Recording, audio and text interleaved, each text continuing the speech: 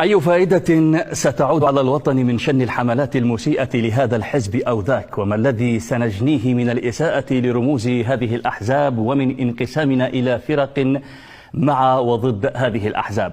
فالجميع له كل المحبة والتقدير، لكن معركتنا ليست مع رفاقنا. معركتنا الحقيقية مع انقلاب حوثي فارسي في الشمال واحتلال إماراتي في الجنوب. فلا تأخذونا إلى معارك جانبية تفقدنا وحدة الصف والموقف والكلمة وتنسينا قضيتنا الأساسية.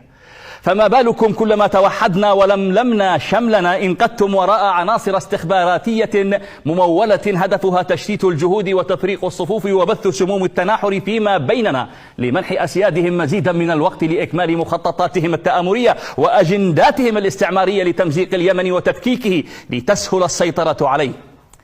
فأي مكسب لنا في الاحتشاد ضد هذه الشخصية أو الحزب أو معها سوى الخسران